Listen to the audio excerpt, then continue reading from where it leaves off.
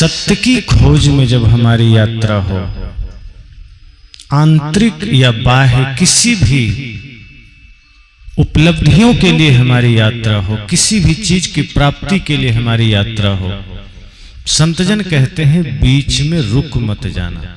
कई बार बाधाएं आ जाने से हम रुक जाते हैं।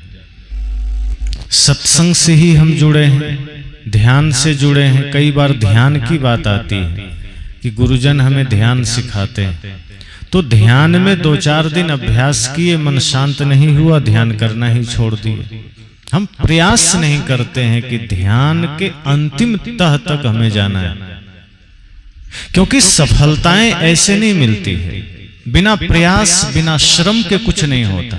उसके लिए लगन चाहिए, एकाग्रता चाहिए, संकल्प चाहिए। तो सत्य की खोज में तो और ज्यादा लगन चाहिए, और ज्यादा एकाग्रता चाहिए। अगर हम नहीं कर पाते हैं तो सत्य तो छोड़ो, एक साधारण से उपलब्धियों को भी ना पा सकेंगे।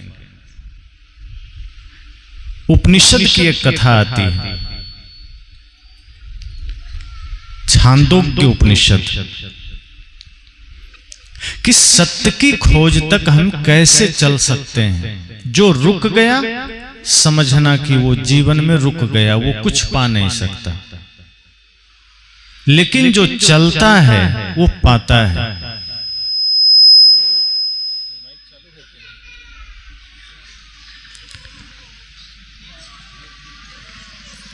तो एक बार राजा इंद्र, देवताओं का राजा, अन्य सभी माइक बंद कर दीजिए और थोड़ा बेस दे दीजिए, ट्रेवल कम कर दीजिए। तो उपनिषद की कथा है कि एक बार राजा इंद्र और असुरों का राजा विरोचन, दोनों के मन में एक साथ ये प्रश्न खड़ा हुआ कि ऐसा क्या है जिसको जान लेने के बाद सब कुछ जाना हुआ हो जाता है। अर्थात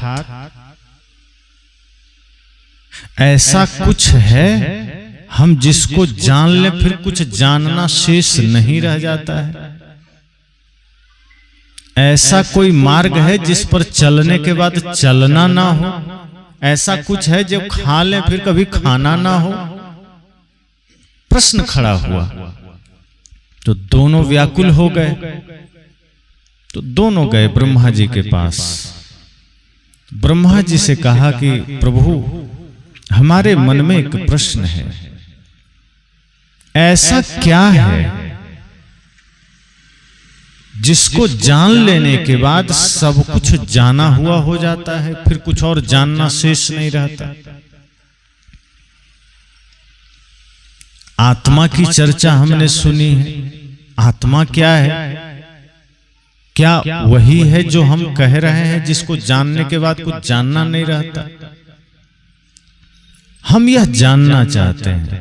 तो ब्रह्मा जी ने कहा कि हाँ, आत्मा को जान लेने के बाद कुछ जानना शेष नहीं रहता। तो इंद्र और विरोचन ने कहा कि सुनने से कैसे जान लेंगे? मान लीजिए हमने कह दिया कि जलेबी मीठी होती है, हम कैसे मान लेंगे बिना खाए? और कहीं खट्टा हो तो जो आदमी कभी जलेबी न खाया हो और उसे कह दो जलेबी मीठी होती है या चमचम मीठा होता है, तो कैसे मान लेंगे? इंद्र ने कहा कि मैं तो कभी जानता ही नहीं, आत्मा को अनुभव नहीं किया, उसके बारे में कभी सोचा नहीं, तो मैं कैसे जान लूं कि इसको जानने के बाद कुछ जानना शेष नहीं रहता? तो ब्रह्मा जी ने कहा मुझे पता है कि तुम ऐसे नहीं मानोगे और मानना भी नहीं चाहिए। जो इतने से पर मान गया फिर वो जीवन की यात्रा पूरी नहीं करता। इसलिए प्रश्न करना चाहिए, जिज्ञासाएं करनी चाहिए। अगर सच्चा गुरु होगा वो आपके प्रश्नों को रोकेगा नहीं, वो तो और कहेगा जो जो प्रश्न खड़े हो रहे हैं प्रश्न करते जाओ, क्योंकि इस ज्ञान की यात्रा में, इस जीवन की यात्रा में प्रश्न बहुत आवश्यक है। और जो ढोंगी गुरु होते हैं वो कह देते हैं कोई प्रश्न मत करना, धर्म पर प्रश्न मत उठाना, ज्ञान पर प्रश्न मत उठाना, समझ जाना वो ज्ञान वहां है ही नहीं। जहां ज्ञान है वहां प्रश्न तो उठेंगे, जहां चर्चा है वहां प्रश्न तो उठेंगे। ब्रह्मा जी ने कहा कि ठीक पूछा है तुमने, और प्रश्न जितने हैं पूछ लो, जो भी प्रश्न है कर लो, क्योंकि प्रश्न ही तुम्हें आगे जाने का मार्ग देते हैं। अगर प्रश्न खत्म हो गया तो तुम वहीं रुक जाओगे। जिज्ञासा खत्म हो गई तो यात्रा खत्म हो गई, और फिर आत्मा तक नहीं जा सकोगे। सिद्धार्थ भी जब घर छोड़े तो क्या वो पहले गुरु के पास जाके रुक गए कि जो कुछ मिल गया बस पूरा हो गया? नहीं, गुरु के पास गए, जो कुछ जाना फिर प्रश्न किया। गुरु ने कहा कि जितना प्रश्न मैं उत्तर में जानता हूं मैं दूंगा, लेकिन अब उसके बाद जो पता नहीं है तो अगला गुरु का पता बता दिया। अभी ऐसे ईमानदार गुरु कहां मिलते हैं? उस समय सोचो कितने ईमानदार गुरु थे। जितने प्रश्नों का उत्तर उन्हें आता था उन्होंने दिया, जो साधना उन्हें आती थी बताया, और जो नहीं आता था अगले गुरु का पता बता दिया कि वहां चले जाओ, यहां से पास में ही एक गुरु रहते हैं, वो आगे का उत्तर देंगे। अभी आप पूछें उत्तर आए ना आए, वो कहेगा हम ही सबका समाधान देंगे, हमसे ज्यादा ज्ञानी कौन है? ईमानदार गुरु प्रश्न से आपको रोकते नहीं हैं, आपके प्रश्न को और जिज्ञासा देते हैं कि और प्रश्न करो। ब्रह्मा जी ने कहा प्रश्न ठीक है, पर प्रैक्टिकल यह है कि तुम दोनों जाओ तालाब के किनारे, नदी के किनारे, और नदी में अपनी अपनी छाया देखना। पहले दर्पण तो होते नहीं थे, आईना, तो नदी आदि में ही अपनी छाया देखनी होती थी। अपना चेहरा देखना हो तो नदी में देखते थे लोग, पानी में। ब्रह्मा जी ने कहा कि नदी के किनारे चले जाओ और दोनों लोग अपनी छाया को देखना, अपने चेहरे को उसमें देखना। तो जो ये शरीर दिखे वो शरीर ही आत्मा है। ब्रह्मा जी ने इतना कहकर दोनों को भेज दिया। वो परीक्षा ले रहे थे, वो देखना चाहते थे कि ये सच्चा जिज्ञासु है या नहीं, या ऐसे ही कौतूहल बस आ गया है। सच्चा जिज्ञासु कौन है, इसकी परीक्षा के लिए ब्रह्मा जी ने कहा कि नदी के किनारे जाओ, नदी की धारा में, नदी के जल में अपने आप को देखना। जो दिखे, जो शरीर तुम्हें दिखाई दे, वही आत्मा है। विरोचन असुर का जो राजा था वो भी गया, इंद्र जो देवताओं के राजा थे वो भी गए। तो विरोचन ने जब देखा, जो कि दैत्यों के राजा थे, असुरों के, तो उन्होंने देखा कि चेहरा दिख रहा है, अपना शरीर दिख रहा है, तो उसको लगा अच्छा ये शरीर ही आत्मा है। ब्रह्मा जी ने कहा है कि जो दिखे वही आत्मा है, मतलब ये शरीर ही आत्मा है। हम झूठे भीतर परेशान है, कुछ और होगा, कुछ और होगा। उसने कहा मुझे पता चल गया कि शरीर आत्मा है। अब वो वहीं से लौट गया। अब असुरों के बीच जाकर उसने कहा कि अरे मुझे पता चल गया ये शरीर ही आत्मा है, इसलिए आज से शरीर की खूब सेवा करो, शरीर को बढ़िया भोजन दो, शरीर को कपड़ा दो, यही आत्मा है। संत कहते हैं यही भौतिकवादी दर्शन है, जो यहीं पर रुक जाता है। शरीर को देखा, शरीर को विचारा, शरीर को ही सब कुछ मान लिया, शरीर ही सब सर्वस्व हो गया, और फिर वह आदमी शरीर से ऊपर नहीं उठ पाता है।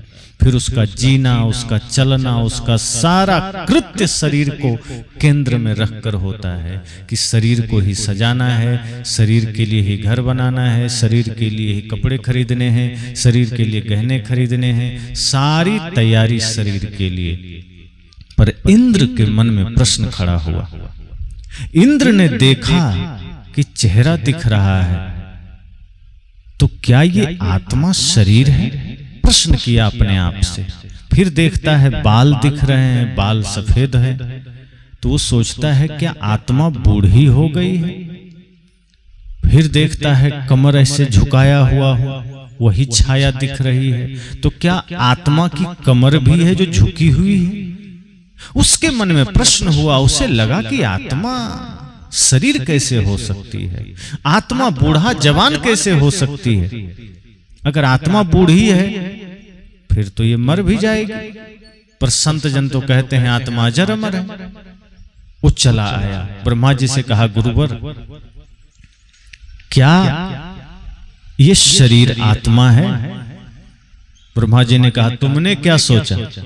कहा मैं तो ये सोच रहा हूं, मैंने ये देखा कि शरीर बूढ़ा है तो क्या आत्मा बूढ़ी है? शरीर रोगी है तो क्या आत्मा रोगी है? तब ब्रह्मा जी ने कहा एक परीक्षा तुमने पास कर लिया है, तुम्हारे भीतर जिज्ञासा पैदा हुई। मैंने कहा कि जो छाया दिखे, जो जल में दिखे वही आत्मा है, तुम यहीं रुक नहीं गए, तुम्हारे भीतर प्रश्न खड़ा हुआ। अब तुम दूसरे चरण में जाओगे। एक चरण तुमने पास कर लिया कि तुम रुक नहीं गए। अब जैसे कोई कह दे कि यहां से पास का कोई शहर जैसे गुरूर या धमतरी जाना है, कि जाओ, ये रास्ते में पत्थर मिलेगा 1-1 किलोमीटर पर, उसमें लिखा होगा धमतरी और नीचे किलोमीटर। अब इतना सुनते ही 2-4 आदमी हो और एक आदमी इतना सुनते ही चल दे, दौड़ पड़े कि हाँ गुरुजी ने कहा कि रास्ते में कोई पत्थर मिलेगा जिसमें धमतरी लिखा होगा, वहीं धमतरी होगा। पर जो दो और कुछ आदमी है वो विचारेगा, सोचेगा कि आगे और कुछ है, तब गुरुजी कहेंगे कि हाँ वहां लिखा होगा 20। इसका मतलब अभी धमतरी से तुम 20 किलोमीटर दूर हो, अभी नहीं पहुंचे हो, अब तुम और आगे बढ़ना। फिर अगला पत्थर आएगा, उसमें 19 होगा, वो भी धमतरी नहीं होगा, और आगे बढ़ना। वो सिर्फ इशारा है कि आप ठीक दिशा में जा रहे हैं, आप गलत दिशा में नहीं जा रहे हैं, लेकिन इसका मतलब वो धमतरी नहीं है, अभी दूरी है। लेकिन जो आधी बात सुना है, पूरा नहीं सुना है, वो जाके क्या कहेगा, लिखा तो यही है तो यही होगा, वहीं सीने से लगा के बैठ जाए कि हम धमतरी पहुंच गए।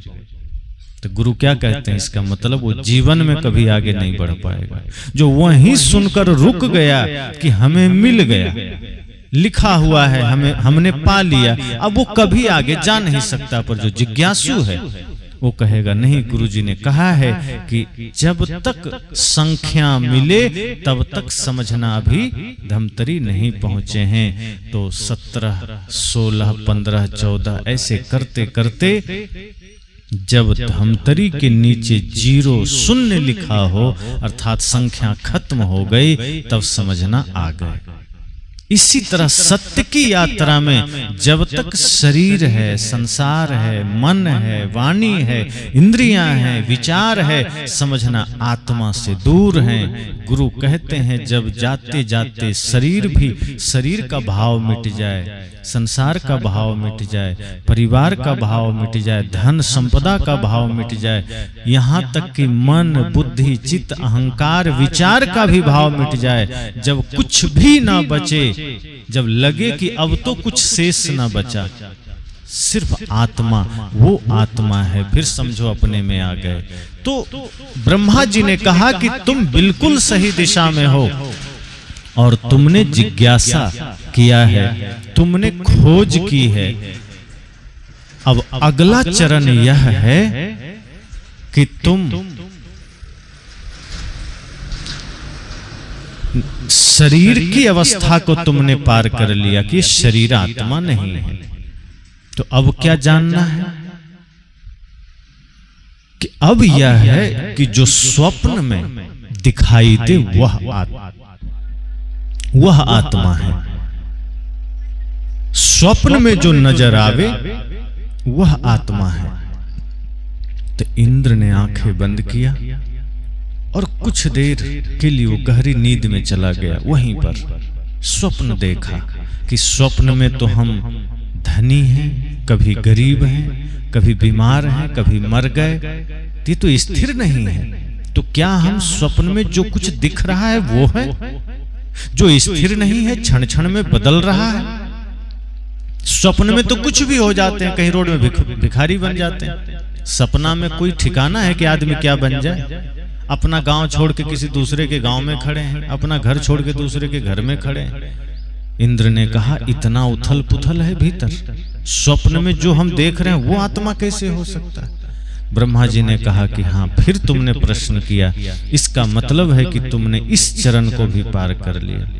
मतलब यह है कि तुम शरीर भी नहीं हो, तुम स्वप्न भी नहीं हो, जो दिखता है स्वप्न में तुम वो भी नहीं हो।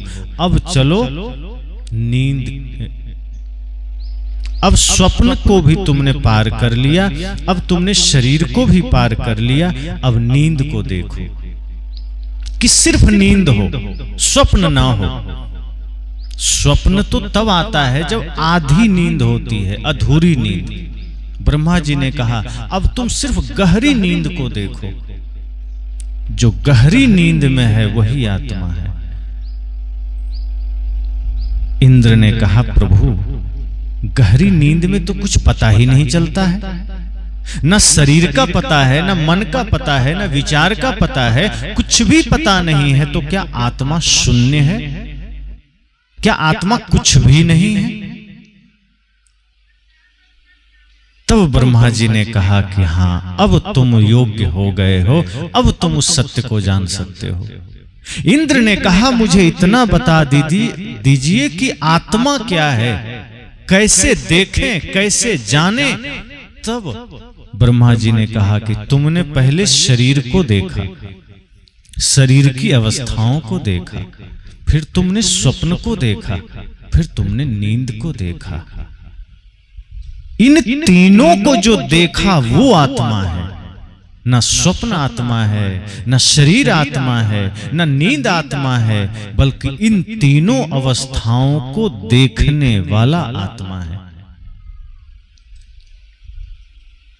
इसी बात को जब ब्रह्म की चर्चा आई कि ब्रह्म क्या है, ब्रह्म कौन है, परमात्मा कौन है, तो उपनिषद के ही ऋषि कहते हैं जिसे आंखें देख नहीं सकती बल्कि जिसकी सत्ता में आंखें देखती है वो ब्रह्म है।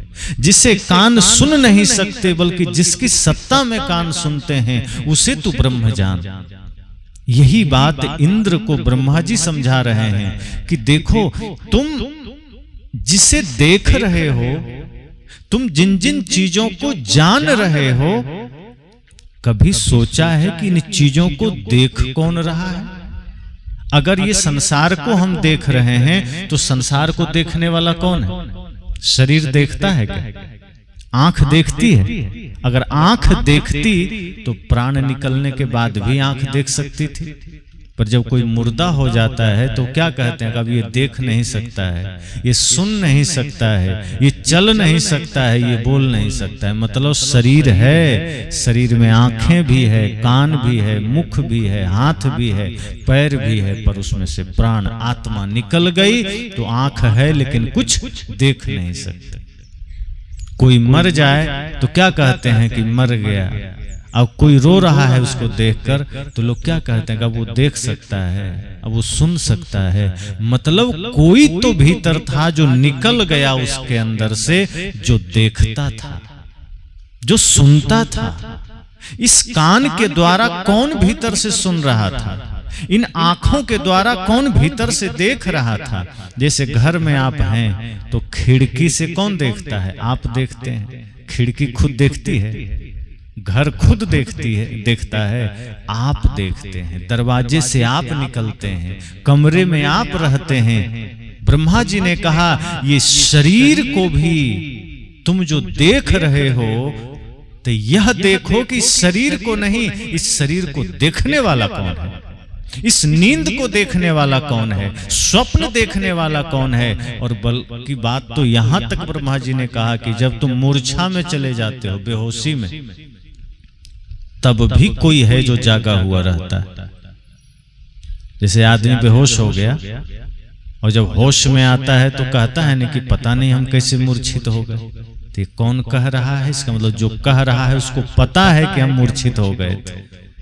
शरीर को पता नहीं है कि क्या हुआ। इंजेक्शन लगा दे शरीर शून्य हो जाता है। अगर ऑपरेशन करना हो, किसी का ऑपरेशन करना हो तो इंजेक्शन दे करके शरीर को शून्य कर दिया जाता है।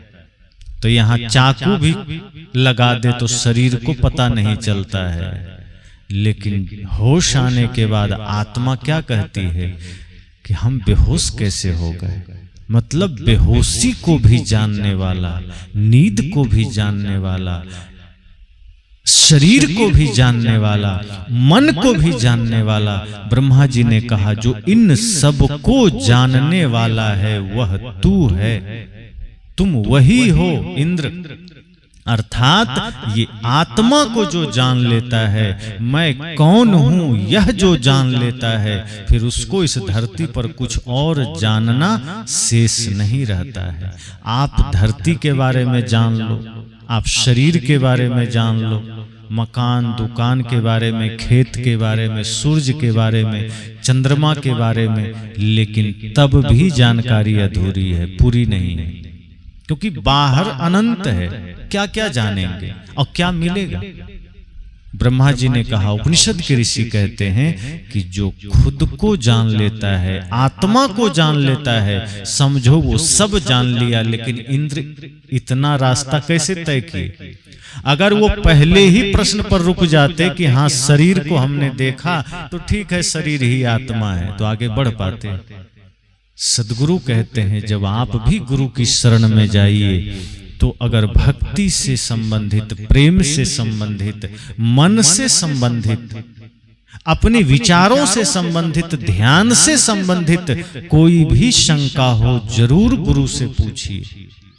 किताब में लिखी हुई बात मत पूछिए, अपने भीतर उपजे हुए प्रश्न पूछिए कि मन में शांति क्यों नहीं है, मन को शांत कैसे किया जाए, ध्यान कैसे लगाएं, परिवार में जो विषमता है, परिवार में जो अशांति है, वो ठीक कैसे करें। जब अपने मन के कोलाहल को दूर करने वाला प्रश्न करेंगे तो समाधान मिलेगा।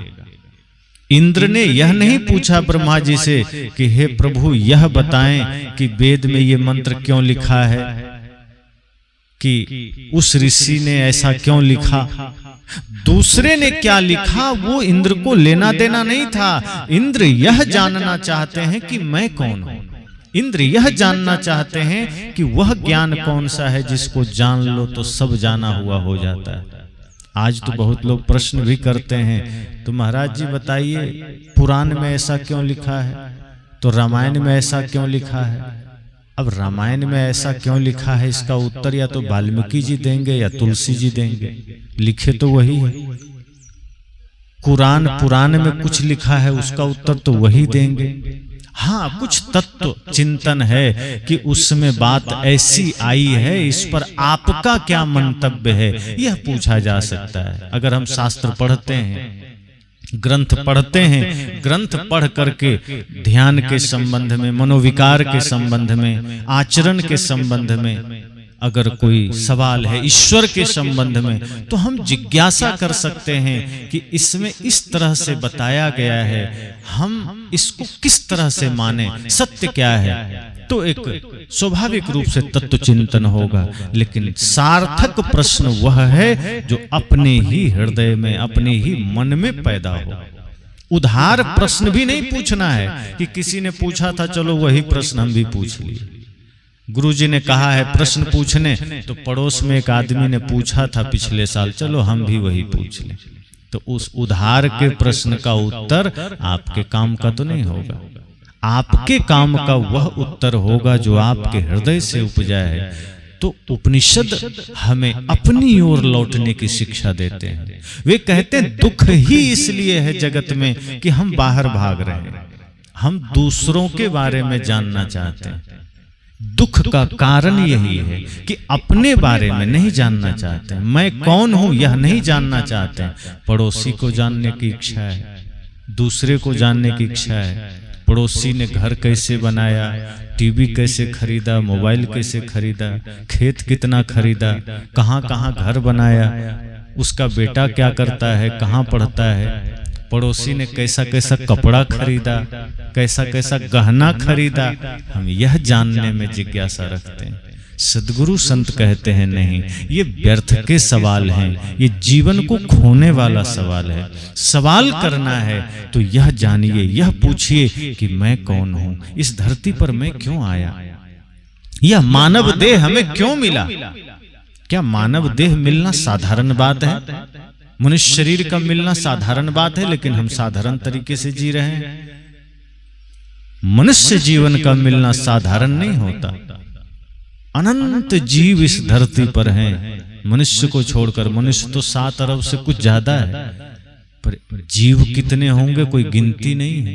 असंख्य जीव हैं। सोचो, हम उसमें नहीं गए, हम मानव जीवन में आए हैं। तो क्या वही काम करने के लिए मानव जीवन में आए कि दूसरों को जाने, लड़ें, झगड़ें, घृणा में जिए, गलत खा पी करके शरीर को नुकसान करते जाएं और एक दिन मृत्यु आवे और लेकर के चल दे, शरीर का स्वाहा हो जाए। इतने भर के लिए शरीर मिला क्या? इसी बात के लिए गोस्वामी जी ने कहा, बड़े भाग्य मानुष तन पावा, सुर दुर्लभ सद ग्रंथ ही गावा। कि बड़े भाग्य से मानव जीवन मिला। अपने अपने भीतर सोचिए कि क्या मैं अपने जीवन को सौभाग्य मान सकता हूं? हमने ऐसा कौन सा काम किया है अभी तक जिससे मैं यह कह सकूं कि बड़े सौभाग्य से मानव जीवन मिला? एक भी काम अपने भीतर सोचिए कि ऐसा हमने क्या किया है जिसको सौभाग्य का नाम दिया जाए। कितना जीवन हमारा निस्वार्थ बीता है, कितना जीवन हमारा प्रेम में बीता है, कितना जीवन हमारा सत्य में, ईमानदारी में, निष्ठा में बीता है, कितना जीवन हमारी भक्ति में बीता है। अगर नहीं बीता तो ये जीवन पाने का अर्थ क्या है? फिर सौभाग्य कैसे होगा?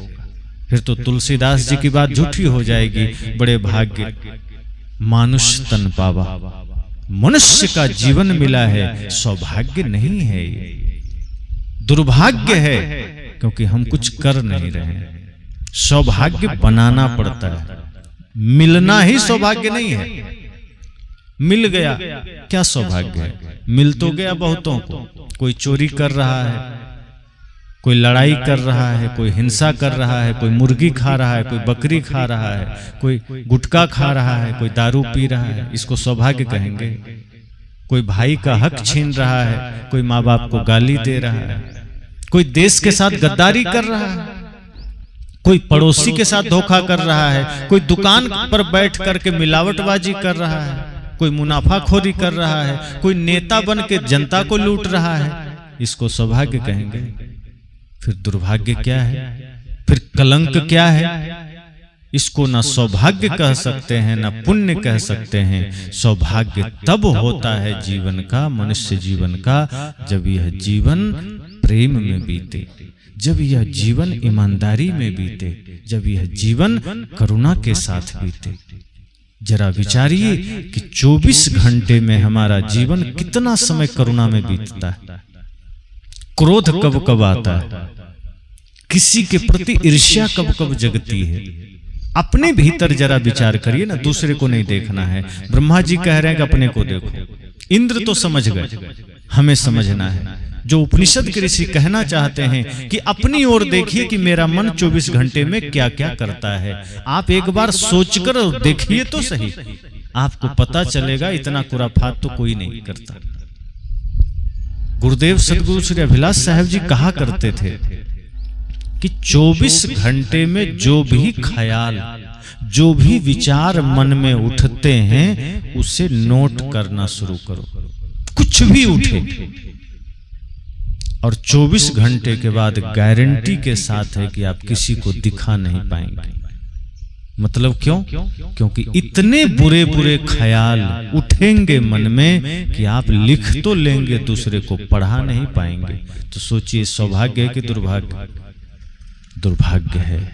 ब्रह्मा जी का संदेश है, नाम ब्रह्मा जी का है, ऋषि का संदेश है, उपनिषद का संदेश है कि आप अपने ओर झांकिए, अपने बारे में सोचिए। और जब सोचिएगा, जिस समय आप सोचना शुरू कर देंगे कि मेरा मन क्या कर रहा है, मेरा विचार क्या कर रहा है, मैं किसके बारे में सोच रहा हूं। इतना कीमती समय मिला है दूसरों के बारे में सोचने के लिए।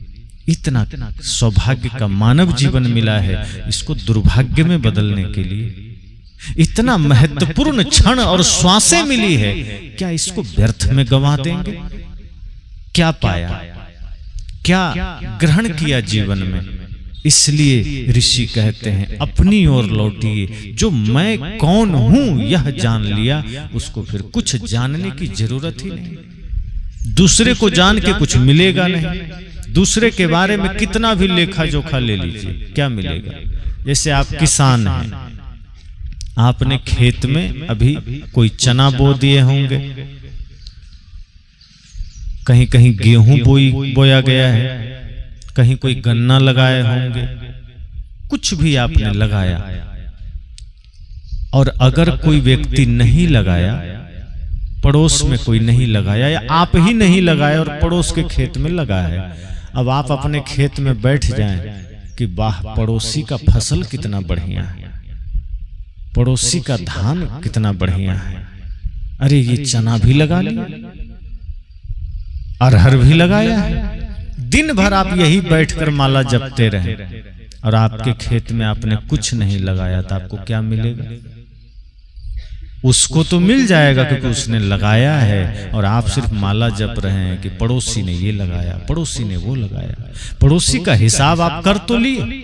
जैसे कहा जाता है, एक आदमी चौराहे में बैठता था रोज, और जब गाय खुलती थी ना गांव से, यहाँ भी खुलती होगी, चरने के लिए जाती है गाय, तो एक साथ 150 गायें चरने जाती है। तो एक आदमी बैठता था और वहां बैठ करके हिसाब लगाता था, एक गाय, 2 गाय, 10, 20, 50 गाय, 150 गाय, सबका लिस्ट बनाता था, और कितना कितना दूध देती है वो भी पूछ पूछ के लिखता था कि कोई गाय 1 किलो दूध देती है, कोई 2 किलो देती है, कोई 2-3 किलो। अब शाम तक उसका हिसाब में पूरा 500-600 लीटर दूध हो जाए, और जब घर आवे पत्नी को कहे देखो आज हमने 600 लीटर का हिसाब किया।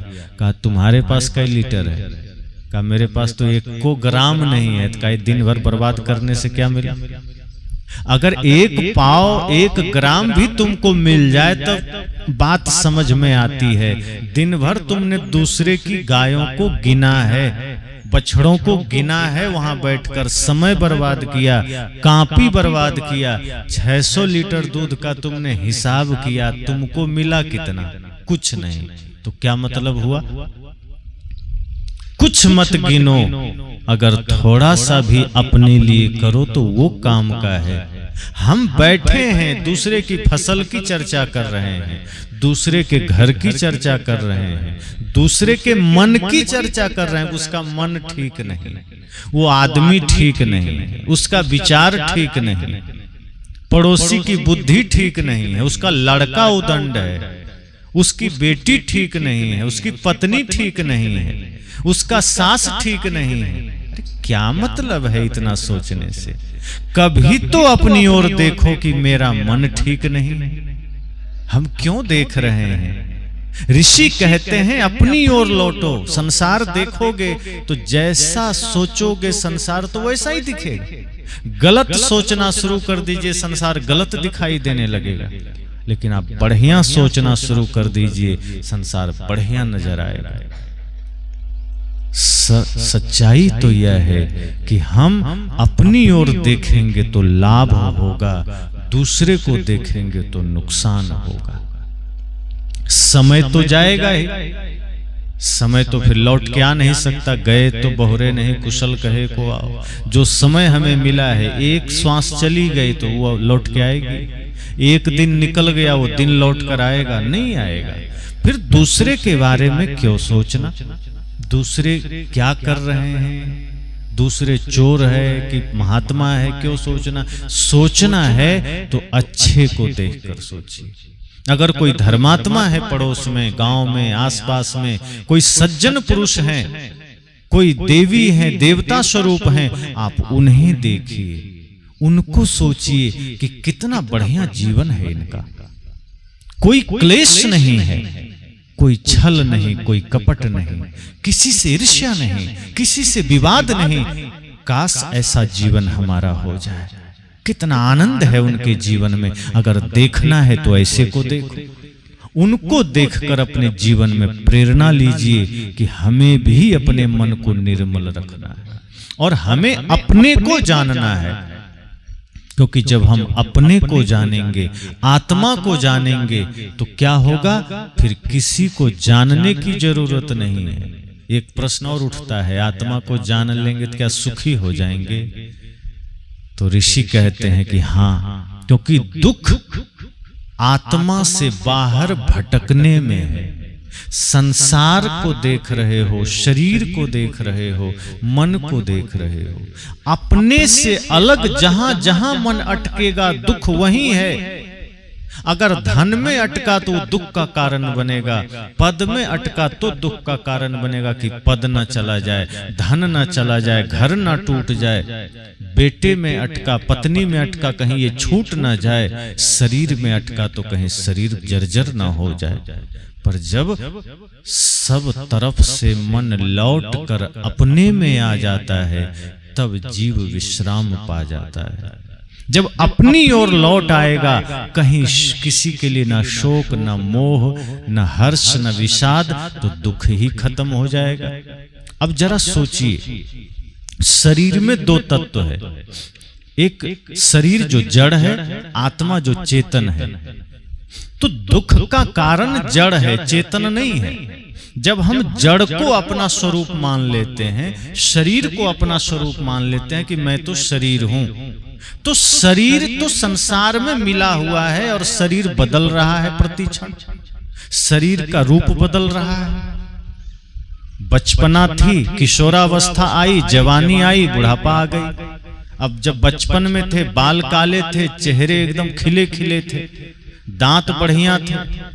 जवानी आते आते बाल सफेद होने लगे, आंखों की रोशनी कम होने लगी, शरीर जर्जर होने लगा, और बुढ़ापा आते आते सब हो गया। तो दुख अगर शरीर में बंधे हैं तो दुख होगा कि नहीं, कि शरीर मेरा गिरते जा रहा है, कहीं ये ज्यादा ना कुछ हो जाए। बाल आईना में देखते हैं, अरे बहुत सफेद हो गया, पहले तो 4-5 बाल सफेद थे, अब आप आईना देखते ही भीतर लग गया कि क्या मैं बूढ़ा हो गया। तब आप कहते हैं क्या करें, तब मेहंदी खोजते हैं कि जरा लगा लें, कम से कम कुछ तो धोखा खुद को दे दें, कुछ दिन तो राहत पाएं कि नहीं अभी हम जवान हैं, बूढ़े नहीं हुए। कहीं आंखों से दिखाई कम दिया तब चश्मा खोज लिए, ये तो जरूरत है। लेकिन सदगुरु कहते हैं इसी में बोध भी चाहिए कि शरीर धीरे धीरे जा रहा है, मैं शरीर नहीं हूं। दुख तब होता है जब शरीर को मैं मान लेते हैं। मैं मानने पर ही दुख होता है। जब ये जान लेंगे कि मैं शरीर नहीं हूं, तो शरीर के किसी भी क्रिया से हमें सुख दुख क्यों होगा। शरीर जब रोगी होता है, दुख तभी तो होता है। और जब ये मान लीजिए कि प्रकृति ने दिया है, ये रोगी भी हो सकता है, ये जर्जर भी हो सकता है, और एक समय आएगा ये छूट भी सकता है, तो दुख होगा। इसलिए ऋषि कहते हैं कि शरीर में रहते हुए स्वयं को जान लो कि मैं अलग, देह अलग। मैं देह नहीं हूं, मैं देह में रहने वाला देही हूं। इसलिए दुख किस बात का? दुख तो उसका होता है जो छूटने वाला है, क्योंकि हम उसको अपना मान रखे हैं, और जो कुछ भी छूटता है वो अपना है नहीं। ये सूत्र याद रख लीजिए कि जो भी छूट सकता है वो आप हैं नहीं, ना आपका है वो। फिर दुख क्यों होगा? इसी सत्य को अगर समझ गए कि मैं देह नहीं और देह से जुड़े हुए कोई प्राणी पदार्थ मैं नहीं हूं, तो दुख होगा। दुख तब होता है जब घर मेरा, दुकान मेरा, जमीन मेरी, शरीर मेरा, तो जो भी इसमें से छूटेगा दुख हो जाएगा। अगर जमीन छूटने लगे तो दुख हो जाएगा, पद छूटने लगे तो दुख हो जाएगा। पर ऋषि कहते हैं कि जिस दिन यह बोध हो जाएगा कि मैं अखंड विनाशी नित्य आत्मा हूं, ये देह मैं नहीं हूं, ये शरीर मैं नहीं हूं। राम जी ने तारा को समझाया था ना, जब बाली को मारते हैं तो तारा कितना रो रही थी बाली के शरीर को देखकर कि मेरा पति मारा गया। राम जी से रुष्ट हो गई थी। तो राम जी ने क्या कहा? तारा विकल देख रघुराया, और दिन ज्ञान हर लिन्ही माया। कि तारा की विकलता को देखकर, तारा को रोते हुए देखकर राम ने क्या कहा? तारा विकल देख रघुराया, दिन ही ज्ञान हर लिन ही माया। कि ये बताओ कि तुम शरीर के लिए रो रही हो या आत्मा के लिए? तारा ने कहा मतलब? कहा तुम्हारा पति कौन है, आत्मा या शरीर? तो कुछ देर सोचती है, कहती नहीं आत्मा। तो राम ने कहा आत्मा मरती नहीं, और शरीर है तो आगे पड़ा है, ले जाओ। लेकिन शरीर क्षणभंगुर है, और शरीर किसी का न पति होता है न कुछ होता है। जितने समय तक आत्मा इसमें रहती है उतने समय शरीर किसी का पिता हो जाता है, किसी का पुत्र हो जाता है, किसी का भाई हो जाता है, किसी की पत्नी हो गई, किसी की बहन, किसी की माँ, किसी की बेटी, किसी की भाभी। पर जब आत्मा निकल जाती है तो शरीर पड़ा है, वो कुछ नहीं है, वो सिर्फ क्या है, मुर्दा है, लाश है। तो प्रगट सो तन करी आगे सोबा, अजीव नित्य तब के ही लग रोबा। तो राम जी कहते हैं कि अगर शरीर तुम्हारा पति है तो आगे रखा है, ले जाओ। और यदि जीव तुम्हारा पति है तो जीव नित्य तब के ही लग रोबा। तो जीव तो नित्य है, नित्य वही होता है जो कभी बदलता नहीं है। नित्य जिस चीज में लग जाए समझो वो अखंड है, अविनाशी है। राम कहते हैं जब जीव नित्य है तो हे तारा फिर रोती क्यों हो? क्योंकि ये इस तो शरीर का बिखरना है, शरीर का मिटना है, आत्मा थोड़े मिटती है। तारा जाग गई, उसके भीतर ज्ञान हो गया कि जो मिटने वाला है वो मेरा हो नहीं सकता, जो बिखरने वाला है वो मेरा हो नहीं सकता, जो छूटे वो मेरा कैसे होगा, और जो मेरा होगा उसको मृत्यु भी हमसे अलग नहीं कर सकती है। और ऋषि कहते हैं कि वह सिर्फ आपका स्वरूप है, अर्थात आप हैं, आत्मा है। इसके अतिरिक्त जो कुछ भी है वो आपसे छूटेगा, क्योंकि आप वह नहीं हैं। और देह को, पद को, प्रतिष्ठा को मैं मान करके जीव दुखी होता है, पीड़ित होता है। तो ब्रह्मा जी ने कहा कि हे इंद्र, जब तुम आत्मा को जान लेते हो तो तुम भय से मुक्त हो जाते हो, शोक से मुक्त हो जाते हो, समस्त पीड़ा से मुक्त हो जाते हो।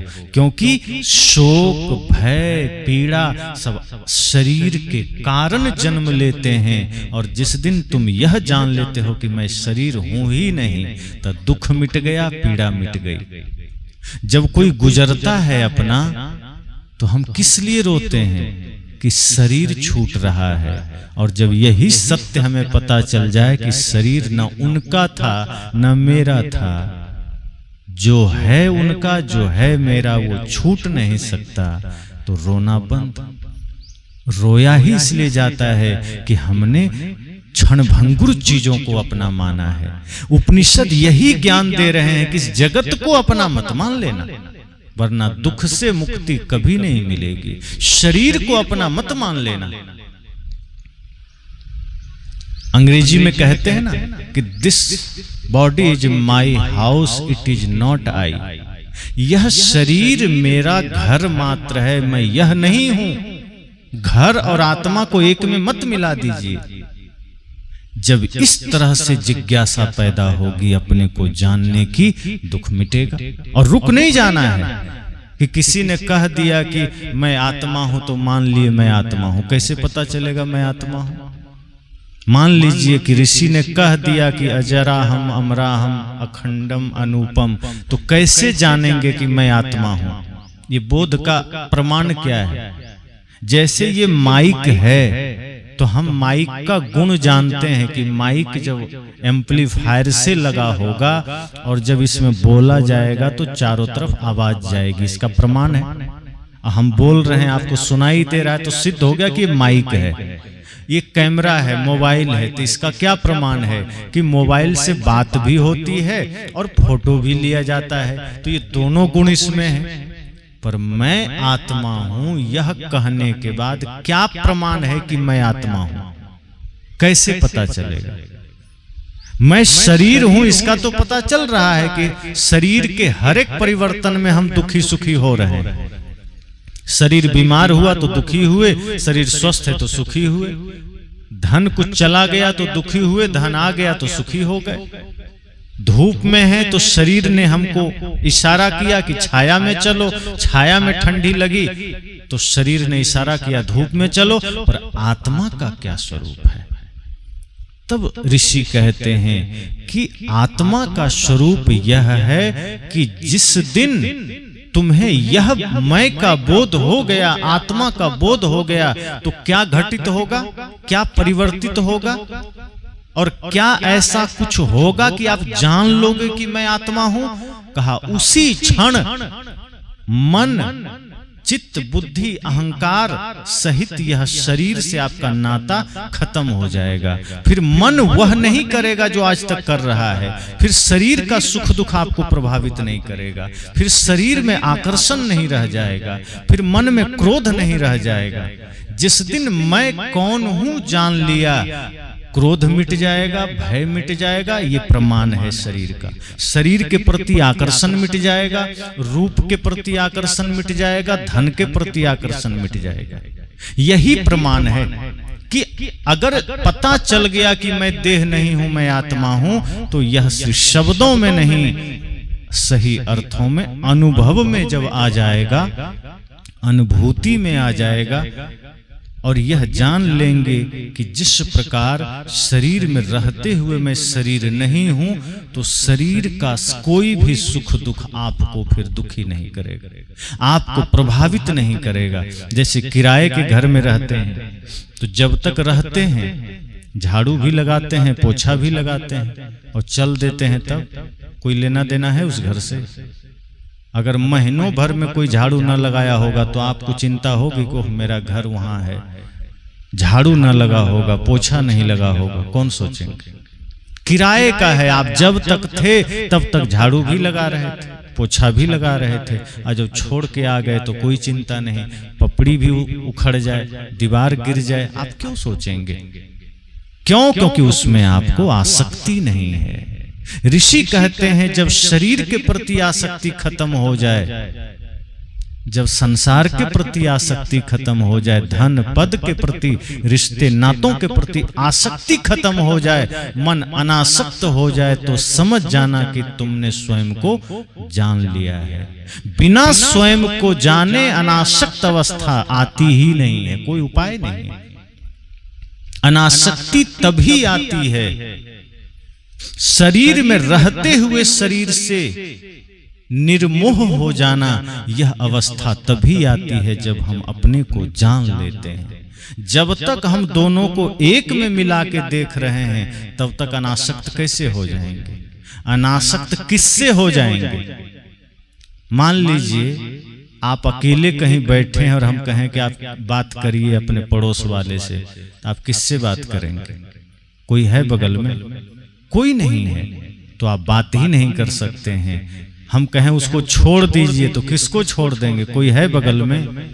नहीं है। और कोई है बगल में तो हम कहेंगे कि छोड़ दीजिए, तो आप छोड़ सकते हैं। तो पहली बात तो ऋषि कहते हैं पहले ये जानो कि आप एक नहीं दो हो, देह और आत्मा दो। और जब दो हैं तब आत्मा शरीर के आसक्ति को छोड़ सकता है। जब आपके बगल कोई है, आसपास कोई है, तभी तो आप उसको छोड़ सकते हैं, और कोई है ही नहीं तो छोड़ेंगे किसको?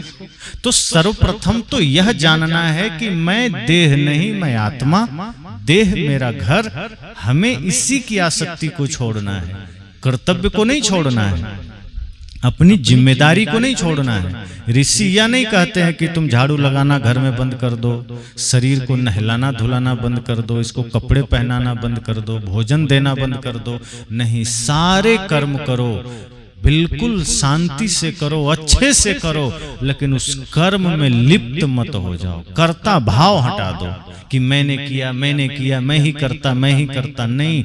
बस निष्काम भाव से, जो गीता में कृष्ण कहते हैं निष्काम कर्म, कि निष्काम कर्म करो कि कोई मेरी इसमें आसक्ति नहीं, कोई सकाम भाव नहीं, मेरा धर्म, मेरा कर्तव्य मैंने किया, आगे की बात मुझे नहीं पता। झाड़ू लगाना है, बड़े भाव से लगा दिया, मन में सुमिरन चलता रहे, झाड़ू लगा दिया, भोजन बना दिया, शरीर की सेवा कर दिया, भूखे को प्यासे को भोजन पानी दे दिया, और यह माना कि नहीं मैं अखंड अविनाशी आत्मा, ये शरीर ये संसार मेरा कुछ क्षण का नाता है, एक समय ऐसा आएगा जब ये शरीर हम छोड़ेंगे, सब छूट जाएगा।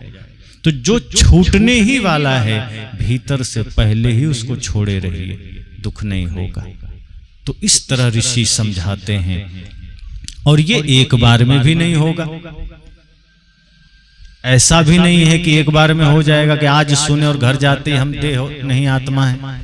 निरंतर ध्यानाभ्यास से ये होगा।